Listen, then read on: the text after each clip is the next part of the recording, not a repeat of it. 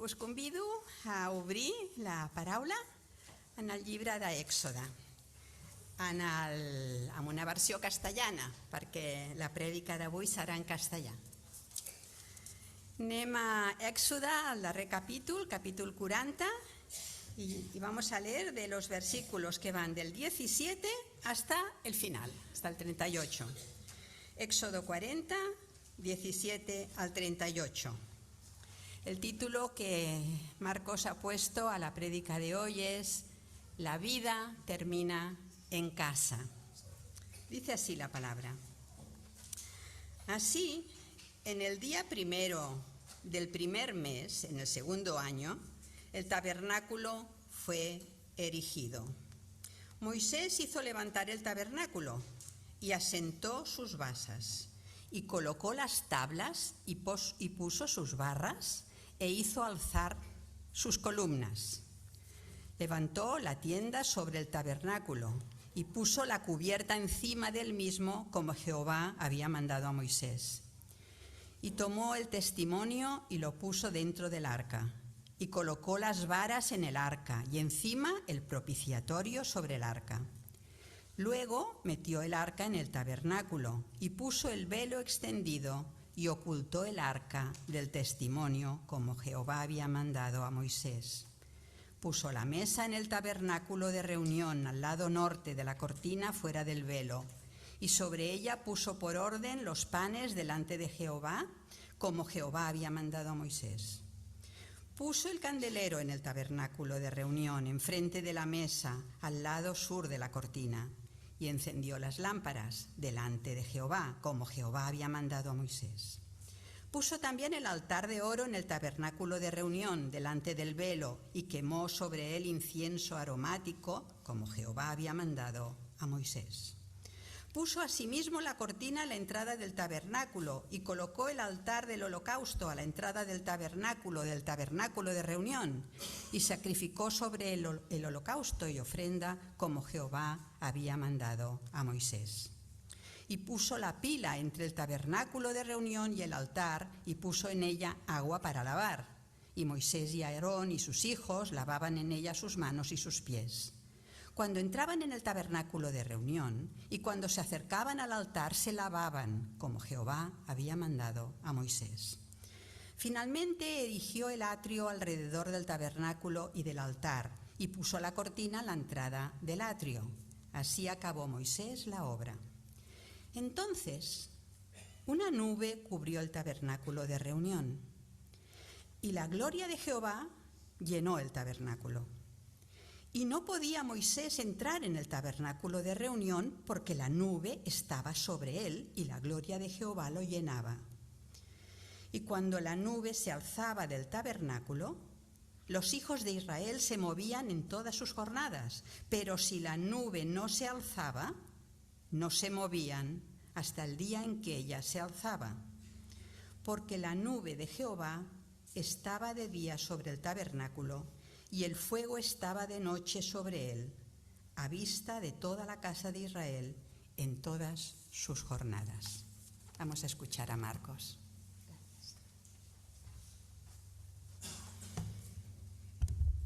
Muy buenos días.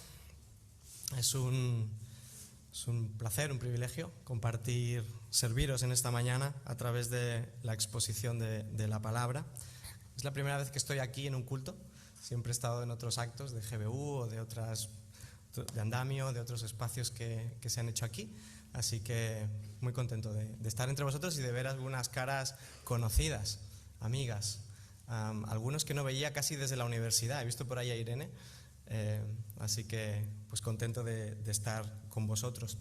Os tengo que confesar, os confieso algo y así me suelto nervios, ¿no? Hace unas semanas Juan Mejías también ocupaba este púlpito y os confesaba, estoy nervioso, y me identifico con Juan.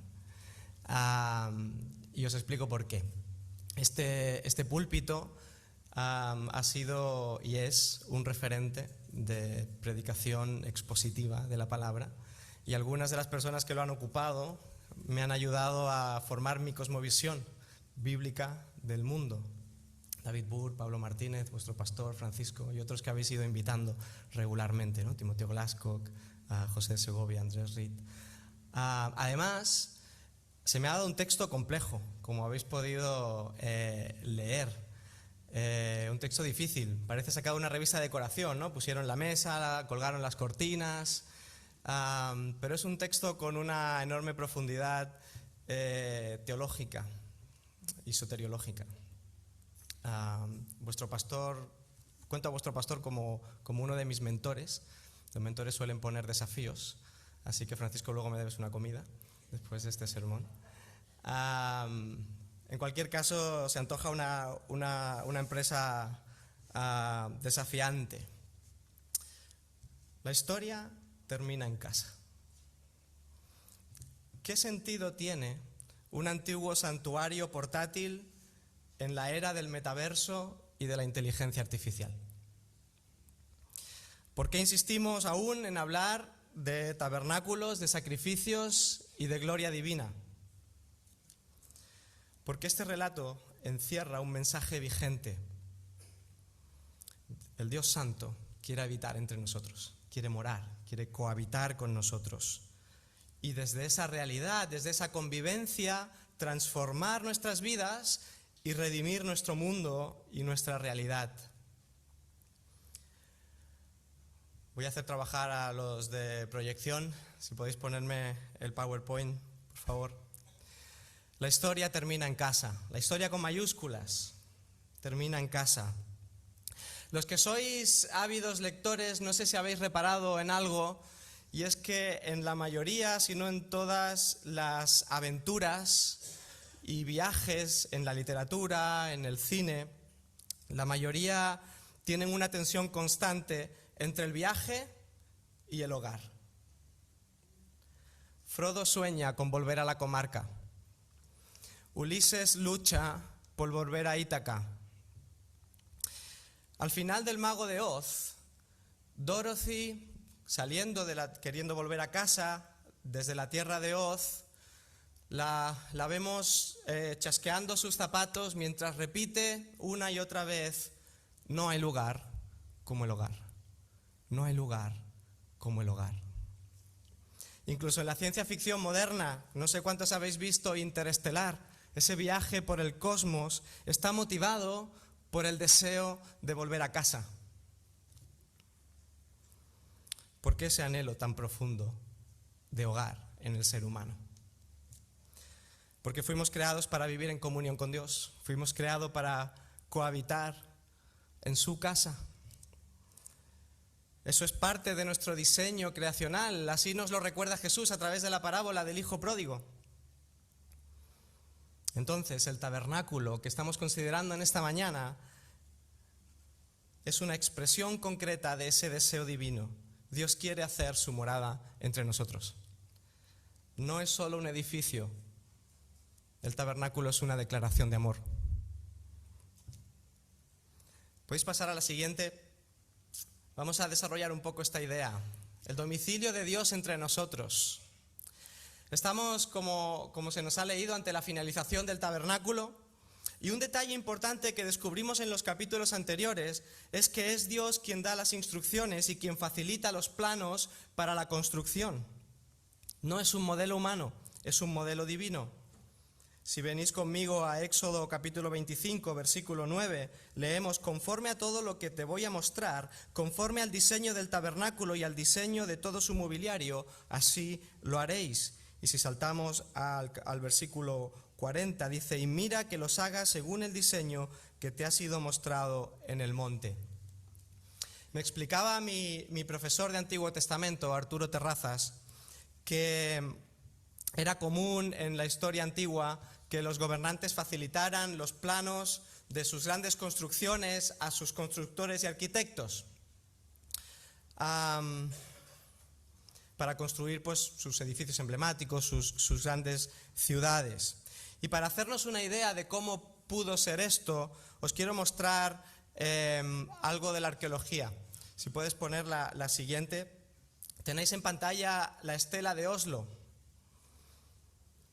Esta tablilla de piedra Lo que hay al lado es una calcomanía para ver los detalles.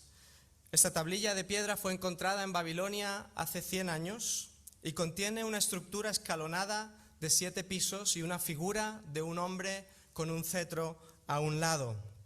Los arqueólogos dicen que son los planos que Nabucodonosor II facilitó a sus constructores para que construyeran los jardines colgantes de la gran ciudad de Babilonia.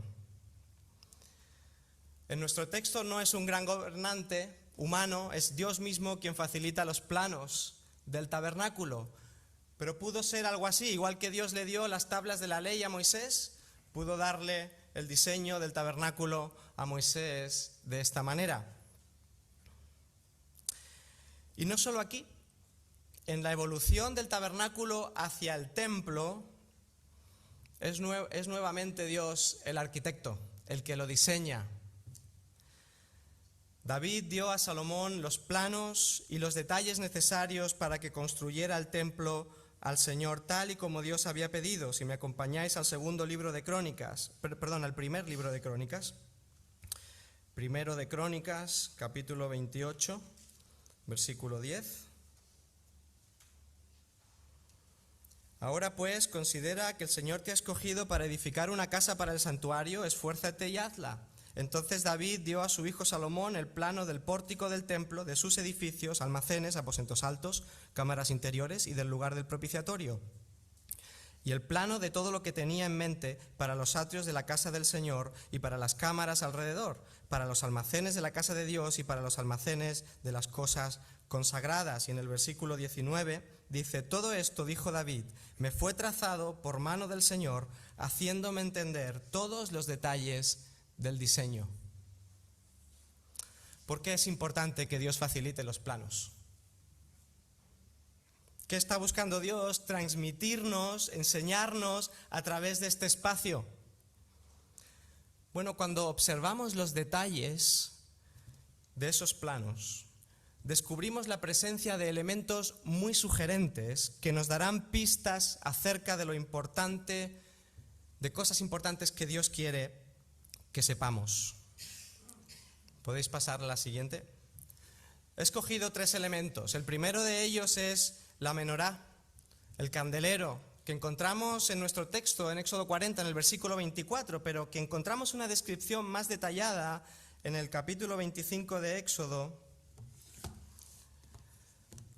versículo 31. Éxodo 25. Os voy a hacer moveros en la Biblia esta mañana. Éxodo 25, 31. Nos describe, dice, le harás también alrededor, más adelante, aquí.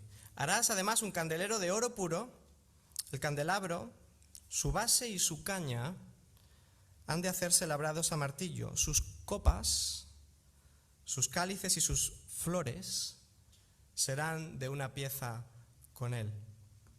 Es un candelero cuyo diseño, si habéis reparado en la lectura, se parecía a un árbol con brotes, con flores, con frutos, simbolizando las 3 etapas de la vida. Aquí tenemos una referencia clara al árbol de la vida que Dios puso en Edén.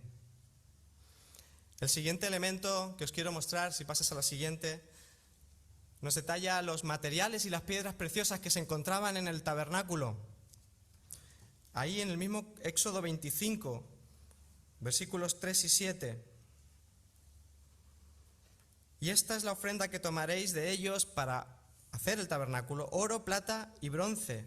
Versículo 7.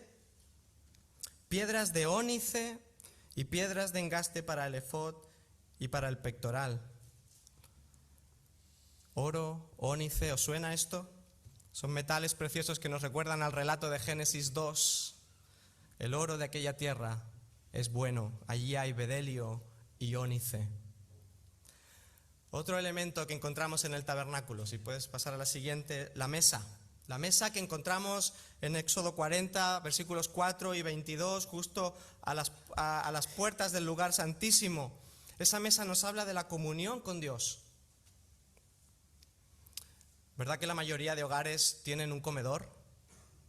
Es muy raro ver un hogar que no tenga un comedor. Nada simboliza el hogar con mayor profundidad que el comedor,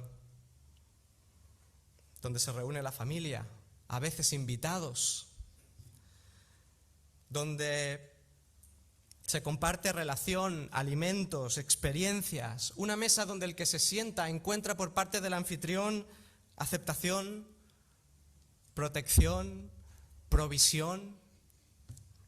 Y aquí, en el hogar modelo de Dios, existe una mesa preparada para el banquete. No está allí porque Dios tenga hambre, sino está ahí como una señal permanente de que Dios nos invita a disfrutar de relación íntima con Él. Allí está el pan de su presencia. Pasas a la siguiente, por favor. ¿De qué va esto? ¿De qué va esto? Bueno, la relación con Dios empezó en Edén. Es el principio de la historia. Es el lugar donde Dios decidió poner al ser humano y encontrarse con Él y tener intimidad con Él. Después de la caída, el ser humano rompió esa relación, entendiendo o pensando que podía vivir su vida sin contar con Dios en ella. Pero en Génesis 3, ahí mismo, donde se rompe la relación con Dios, empieza el plan de reconciliación de Dios con nosotros. Y ahora, en Éxodo 40, siglos después de la caída, Dios no ha abandonado sus planes de reconciliarse con nosotros. Los planos del tabernáculo son una referencia al jardín de Edén.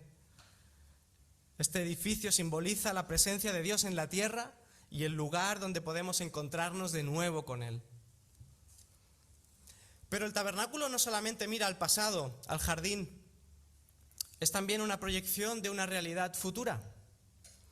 Así que cuando miramos al final de los tiempos afectados por el pecado, cuando Dios culmine su obra de restauración y de reconciliación, vuelven a aparecer estos símbolos. Dejadme mencionaros 3 de ellos. Pasas a la siguiente, por favor. Consideremos las medidas del lugar santísimo. En el tabernáculo y luego en el templo y más adelante en la Nueva Jerusalén, aunque siempre en mayor escala. ¿Tenéis ahí el texto? Voy a intentar leerlo de la pantalla. Primero de Reyes, estamos en el templo de Salomón. El santuario interior, el lugar santísimo, tenía 20 codos de largo, 20 codos de ancho y 20 codos de alto. Y se forró de oro puro. Y si nos vamos al Nuevo Testamento, al final de los tiempos, hablando de la Nueva Jerusalén, Apocalipsis 21:16 dice que la ciudad está asentada en forma de cuadro y su longitud es igual que su anchura.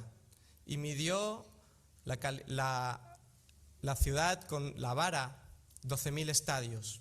Y su longitud, su anchura y su altura son iguales. Recordemos que en Apocalipsis el 12 es señal de perfección. ¿Qué estoy buscando deciros? La referencia a los 12.000 estadios en la nueva creación significa que el lugar santísimo se expande a todo lugar, que la presencia de Dios llenará toda la tierra, no estará solamente en un espacio concreto en el templo o en el santuario. La convivencia con Dios volverá a ser la del diseño original de Génesis 3, donde Dios se paseaba por el huerto, por el jardín, en comunión con el ser humano. El siguiente elemento que encontramos es de nuevo la mesa. La mesa que en Apocalipsis 19 es la invitación a las bodas del Cordero, a la que somos invitados a través de Jesús todos los que pongamos nuestra confianza, nuestra fe en Él y en su obra de reconciliación en la cruz. O el famoso versículo de Apocalipsis 3:20, donde si reconocemos al que está a la puerta, se ofrece a cenar con nosotros, a sentarse a la mesa con nosotros. Y otro elemento más, el árbol de la vida.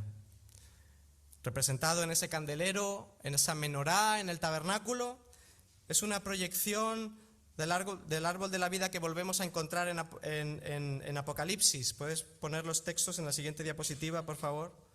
Apocalipsis 2:7. Al que venciere daré a comer del árbol de la vida que está en el paraíso de Dios. Apocalipsis 22, me mostró un río de agua de vida resplandeciente como el cristal que salía del trono de Dios y del Cordero en medio de la calle de la ciudad, y a cada lado del río estaba el árbol de la vida, que produce 12 frutos, 12 clases de frutos, dando su fruto cada mes, y las hojas del árbol eran para sanidad de las naciones. Esos 12 frutos del árbol de la vida nos hablan de un espacio de provisión, de sanación, de plenitud y de provisión continua. Diversidad de recursos que suplen nuestras necesidades. Las hojas nos hablan de redención global, no solamente individual. La creación entera, redimida, restaurada, donde ya ni el mal ni el malo y sus consecuencias podrán deteriorarlo, podrán hacernos daño. Una imagen de esperanza de que todo lo que vivimos a este lado de la eternidad, que nos daña, que nos deteriora, que nos desespera, tiene fecha de caducidad, como los yogures. Este es el futuro hacia el cual apunta el tabernáculo. Su idea nos libera para vivir en un mundo roto, pero hacerlo con esperanza, porque podemos mirar a su transformación futura. Pero también se nos llama a vivir hoy, al este del Edén, con responsabilidad. Lamentarse por el quebrantamiento nos debe llevar a preocuparnos porque las buenas noticias lleguen a toda persona y a todo ámbito de la sociedad, para que produzcan transformación y frenen el avance de las consecuencias de la caída. ¿Cómo? Explicando el Evangelio, explicando el mensaje de salvación y también encarnándolo. Estando al lado de aquellos que sufren, que están limitados, que tienen carencias, apuntando a que hay una historia mejor para sus vidas. Así que la construcción del tabernáculo es un indicador de la nueva creación. Aquí tenemos un plan, una promesa que apuntan a que Dios recreará el mundo para que sea un lugar donde Él pueda volver a morar, a cohabitar, a estar, a relacionarse entre nosotros, con nosotros. ¿No te suena maravilloso esto? La historia del Éxodo es un plano de los medios de salvación. Somos redimidos de la esclavitud y de la muerte a través del sacrificio para ser llevados y devueltos al hogar donde Dios promete que morará entre nosotros. Y cuando leemos en Éxodo 40, versículo 33, así terminó Moisés la obra, la palabra terminó es la misma que se usa en Génesis 1 para la culminación de la creación. Espera, una menos.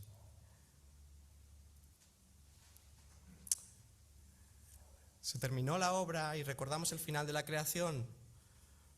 Quedaron terminados los cielos y la tierra. Y inspeccionó Dios todo lo que había hecho y era bueno. Y Moisés inspeccionó el trabajo, miró que se había hecho conforme a lo que Dios había establecido y había mandado. Así que el plan de Dios está en marcha, tal cual Él lo ha diseñado, y el plan es bueno para nuestras vidas. Ahora sí, pero surge un problema inesperado. Fijaos en la paradoja. El tabernáculo ha sido terminado tal cual Dios ha dicho que se tiene que hacer. De hecho, da la sensación por la lectura del texto que Dios no puede esperar a descender y morar en el tabernáculo. De nada que Moisés certifica que está hecho bien, desciende la presencia de Dios a morar entre su pueblo. Pero Moisés no puede entrar. Vamos a Éxodo 40, nuestro texto de esta mañana, versículos 33 al 35. Y Moisés levantó el atrio alrededor del tabernáculo y del altar y colgó la cortina para la entrada del atrio. Así acabó Moisés la obra. Entonces la nube cubrió la tienda de reunión y la gloria del Señor llenó el tabernáculo. Y Moisés no podía entrar en la tienda de reunión porque la nube estaba sobre ella y la gloria del Señor llenaba el tabernáculo. Acompañadme a 2 de Crónicas, capítulo 5, a la dedicación y la finalización del templo de Salomón. Segundo de Crónicas 5, 13 y 14. Cuando los trompeteros y los cantores al unísono se hacían oír a una voz alabando y glorificando al Señor, cuando levantaban sus voces acompañados por trompetas y címbalos e instrumentos de música, cuando alababan al Señor diciendo, ciertamente Él es bueno porque su misericordia es para siempre, entonces la casa del Señor se llenó de una nube y los sacerdotes no pudieron entrar. No pudieron quedarse a ministrar a causa de la nube porque la gloria del Señor llenaba la casa. Capítulo 7, ahí mismo en Crónicas. Y cuando Salomón terminó de orar, descendió fuego del cielo y consumió el holocausto y los sacrificios, y la gloria del Señor llenó la casa. Pero los sacerdotes no podían entrar en la casa del Señor, porque la gloria del Señor llenaba la casa. Qué curioso paralelismo.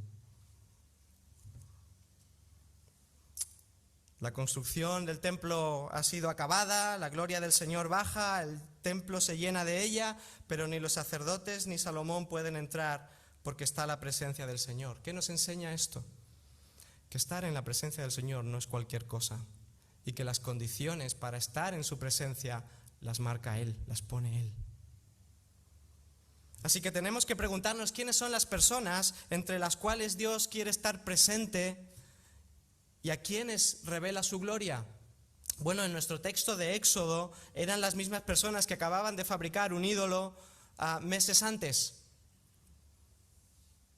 degradando la imagen de Dios y escogiendo algo limitado en lugar del Dios Todopoderoso. Estamos en Éxodo 40, pero en Éxodo 32 están sustituyendo a Dios por un becerro de oro, solo unos meses antes. Eran personas lejos de la relación con Dios, inclinadas a distanciarse de Él, a sustituirlo por otras cosas. El becerro de Éxodo 32 hablaba del poder, de la capacidad que ellos no tenían, el valor y la gloria que tenía el material de oro del que estaba hecho. Pero el problema es que ese Dios, con minúscula, hecho a nuestra imagen, no es el Dios vivo y verdadero. Y si algo se describe y se explica en el libro de Éxodo, es que Dios es un Dios celoso que no quiere ser distorsionado ni sustituido. La esencia de la idolatría es la sustitución. Algo que se parezca a Dios y lo que nos puede dar, pero que sea otra cosa, lo que produzca ese mismo efecto deseado. Y esa sustitución de Dios por relaciones, por cosas, por aspiraciones, por seguridades, si somos honestos, nos llevan de decepción en decepción. Has esperado que cuando llegaras que cuando tuvieras aquello, o fueras aquella persona que proyectaste ser, serías feliz y estarías satisfecho, pero una y otra vez te das cuenta que te falla y te decepciona. ¿Puedes poner la siguiente? Si la historia acaba aquí, en Éxodo 40, sería muy frustrante, ¿no? Ya tenemos a Dios entre nosotros, lo tenemos a tocar, lo tenemos a experimentar, pero no podemos entrar. Qué bueno que tengamos el libro de Levítico. Venid conmigo a Levítico 1. Dice que el Señor llamó a Moisés y le habló desde la tienda de reunión diciendo, habla a los hijos de Israel y diles, cuando alguno de vosotros traiga una ofrenda al Señor, traeréis vuestra ofrenda de animales del ganado o del rebaño. Las primeras palabras que Dios pronuncia desde el tabernáculo, desde la tienda, es una invitación a acercarse a Él por medio del sacrificio. El sacrificio nos permite experimentar la presencia y la gloria de Dios. Pero por el resto de la revelación bíblica sabemos que esos sacrificios que comienzan en Levítico 1 son imperfectos. No son suficientes. Hay que repetirlos constantemente. Pero son nuevamente un reflejo que apuntan al clímax del plan de salvación de Dios para reconciliarse con nosotros. Apuntan a Cristo. Lo que nos lleva a nuestro tercer punto, la respuesta definitiva. ¿Puedes pasar a la siguiente, por favor? Acompañadme al Evangelio de Juan, capítulo 1. Os he dicho que ibais a hacer esgrima bíblico esta mañana. Juan 1:14. Nos cuenta Juan ahí que el Verbo se hizo carne y que habitó entre nosotros y vimos su gloria, gloria como la del unigénito del Padre. Y cuando Juan escribe ahí que Jesús habitó, está utilizando la palabra griega eskenó, que se traduce por acampó, puso su tienda, se hizo tabernáculo entre nosotros. ¿Y qué hace? Nos revela la gloria de Dios. Otra vez se repite la misma idea. Aquella que ni Moisés ni Salomón pudieron ver cuando descendió sobre el tabernáculo y el templo, pero que ahora en Cristo será diferente. Lucas nos cuenta el episodio de la transfiguración de Jesús en Lucas 9, donde se describe a Jesús con sus 3 discípulos más íntimos y se describe a Jesús hablando, dice Lucas, dialogando con Elías y con Moisés, y dice que dialogaban sobre su partida. Y la palabra que utiliza Lucas ahí para partida es éxodo. Y luego en el versículo 34 de Lucas 9 vuelve a aparecer la nube. Entonces, mientras él decía esto, se formó una nube que los cubrió. ¿Y qué pasó? Otra vez. Tuvieron temor de entrar en la nube. Las mismas experiencias que en el tabernáculo y que en el templo. ¿Por qué? Porque ahí están Dios y Jesús en toda su gloria. Pero a partir de ahora será diferente. Si recordáis la enseñanza de los profetas, ellos empiezan a anticipar que un rey va a volver. Literalmente dicen que David volverá, pero es una referencia al Señor Jesús, descendiente de David. Recordaréis que el ciego Bartimeo reconoce a Jesús como el hijo de David. David, o Davodí en hebreo, significa amado. Y Dios mismo relaciona a David a Jesús como su Davodí, su amado. En el bautismo, este es mi hijo amado. En la transfiguración vuelve a aparecer lo mismo. Y fijaos en la siguiente diapositiva cómo nos lo explica todo esto el profeta Ezequiel. Ezequiel capítulo 37 es el pasaje de los huesos secos. Perdón, tengo un problema con mi Biblia electrónica. A ver. Ezequiel capítulo 37. Fijaos los versículos 24 al 27. Dice, mi siervo David, está hablando de Jesús, será rey sobre ellos y todos ellos tendrán un solo pastor, andarán en mis ordenanzas y guardarán mis estatutos y los cumplirán. Y habitarán en la tierra que di a mi siervo Jacob, en la cual habitaron vuestros padres. En ellas habitarán ellos y sus hijos y los hijos de sus hijos para siempre. Y mi siervo David será su príncipe para siempre. Y haré con ellos un pacto de paz. Será un pacto eterno y estableceré y los multiplicaré y pondré mi santuario en medio de ellos. Mi morada estará también junto a ellos. La misma idea. Seré su Dios y ellos serán mi pueblo. Puedes poner la siguiente. El buen pastor, el amado de Dios, que estaban esperando, del que les habló Ezequiel, quiere poner su tienda, su morada en medio de ellos para siempre y revelarnos su gloria, como nos explica Juan en Juan 1:14. Solo a través de Jesús podemos volver a tener una relación con Dios y solo Jesús permite que podamos volver a convivir con Dios. Pero por eso el problema de Éxodo 40 y de Levítico 1 se resuelve definitivamente con Jesús. Y esta verdad nos la explica el autor de Hebreos. Si pones la siguiente, por favor. Ahí tenéis en Hebreos capítulo 10 la explicación de esta verdad. Hebreos 10, 11 al 14.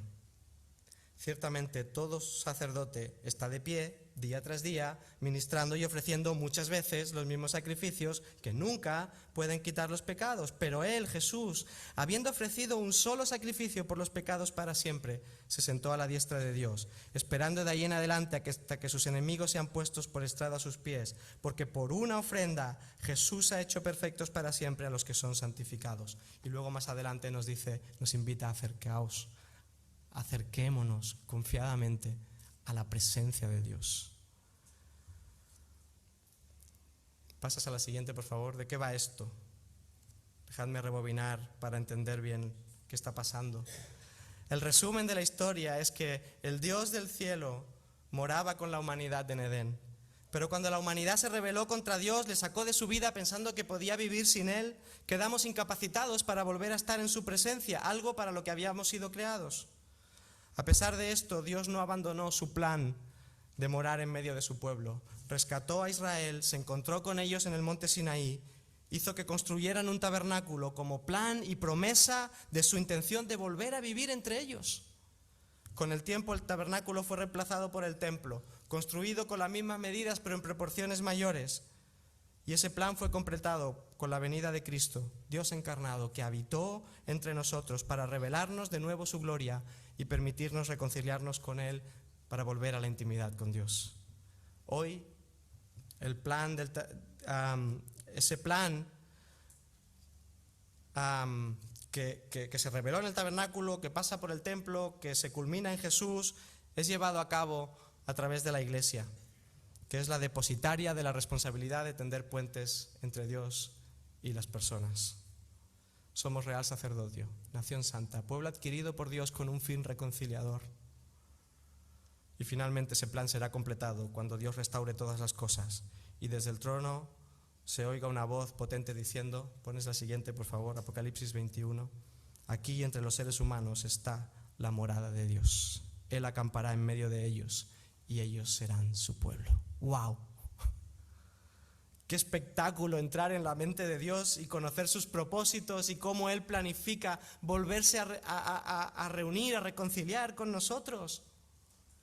Dejadme compartir 3 ideas a modo de reflexión derivado de lo que hemos visto. La primera es la adoración como respuesta a un amor que persigue. El tabernáculo revela mucho más que un lugar sagrado. Es la manifestación del deseo de Dios de habitar entre nosotros. Y al contemplar cómo se conectan los diferentes pasajes de la Biblia, escritos a lo largo del tiempo en diferentes edades por diferentes personas, emerge un plan divino coherente y fascinante, centrado en que Dios quiere reconciliarse contigo. Esta arquitectura teológica nos habla de un Dios que no se rinde, que persigue al ser humano con un amor incansable, como dice Francis Thompson, describiendo a Dios como el sabueso del cielo. Esta fidelidad conmueve y despierta, o debería despertar, adoración genuina, que no se limita a gestos ni a religiosidad, sino que implica rendir toda nuestra vida, pensamientos, decisiones, obediencia. Así la adoración se convierte en una respuesta viva al carácter de Dios y a su plan de salvación que lo abarca todo. Descubrir esta arquitectura divina es una invitación al discipulado integral, profundo y transformador. La segunda idea, revelando los ídolos, restaurando su gloria en nuestra vida. La gloria de Dios, expresada en la Biblia con la palabra hebrea kabod, significa peso, importancia. Explica que lo glorioso es aquello que valoramos más y que ocupa el centro de gravedad de nuestra vida. Cuando se nos dice que Dios es glorioso, significa que Él importa.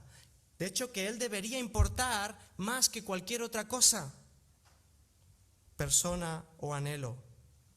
El problema de la idolatría es permitir que algo que puede ser bueno en sí mismo, relaciones, metas, posesiones, propósitos, desplacen a Dios del centro de nuestro corazón. Y si decimos, amo a Dios, pero por otro lado hacemos trampa a la hora de pagar nuestros impuestos o de planificar nuestras ofrendas, cuando tratamos mal al prójimo, cuando nuestras prioridades no se alinean con las de Dios, cuando hablamos de manera exagerada, que es una manera de mentir, Cuando hacemos algo que sabemos que está mal, pero aún así lo hacemos, entonces el dinero, nuestro ego, nuestra reputación o intereses personales tienen más gloria, tienen más peso que Dios. Y entonces Dios no es glorioso en nuestra vida, son gloriosas otras cosas. Cada vez que algo o alguien nos importa más que Dios, hemos hecho un intercambio peligroso que dice la palabra de Dios que nos desgasta, que tiene resultados devastadores en nuestras vidas, porque hemos otorgado gloria a lo que no puede sostener tu alma. La Biblia nos enseña que ese desplazamiento es peligroso, como nos ilustra Tolkien en El Señor de los Anillos, donde amar el anillo equivale a confiar la vida en algo externo que puede ser destruido. La verdadera adoración, por tanto, consiste en reconocer la belleza, la grandeza, la suficiencia de Dios y dejar que sea Él quien dé sentido, estabilidad y dirección a nuestra vida. Y la última idea es que somos llamados a anticipar el reino en un mundo roto. El tabernáculo apuntaba hacia un futuro restaurado, en la Nueva Jerusalén, donde Dios habitará nuevamente con la humanidad, eliminando el dolor, eliminando el pecado y la separación. Y esa esperanza no es una fantasía ni una escapatoria mental para sentirnos mejor. Es una promesa cierta y real que transforma la manera en que vivimos el presente.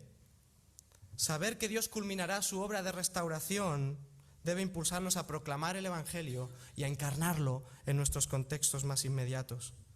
Como iglesia, no somos espectadores, somos actores en la misión de Dios, llamados a anticipar el reino, a ser presencia restauradora en medio del sufrimiento y a proclamar que Dios quiere empadronarse en la vida de cada persona, con todo lo que eso implica.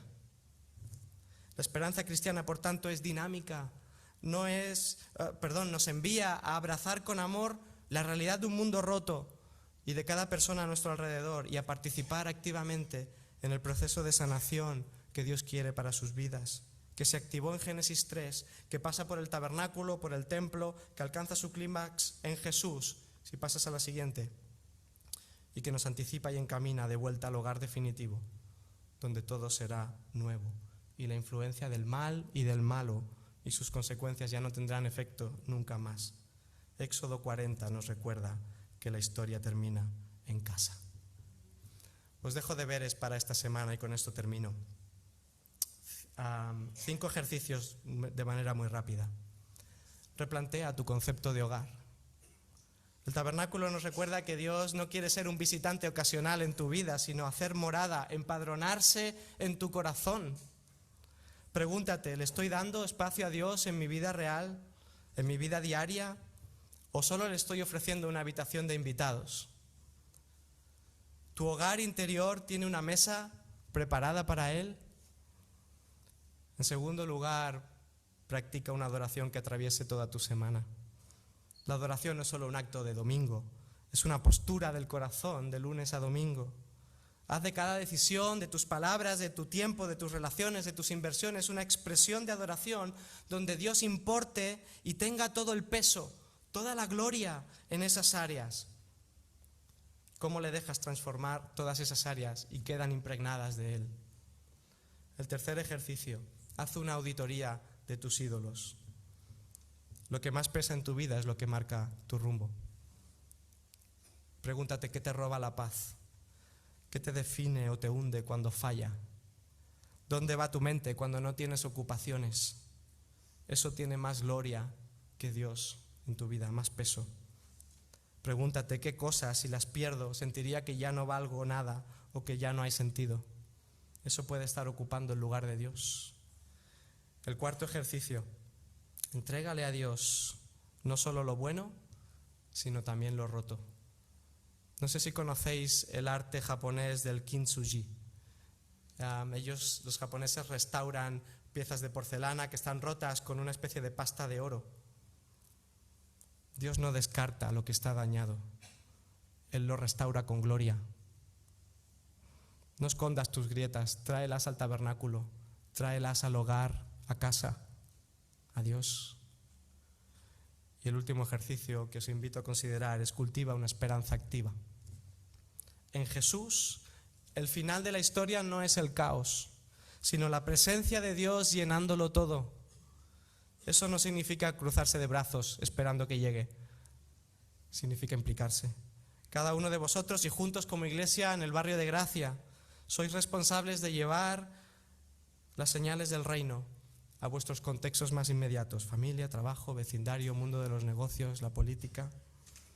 Que al igual que el tabernáculo para los israelitas o para nosotros hoy que lo leemos, tu vida sea un anticipo para otros del hogar venidero en la casa de Dios. Porque como decía Dorothy en El Mago de Oz, y nos recuerda constantemente la Biblia, no hay lugar como el hogar. El Señor os bendiga.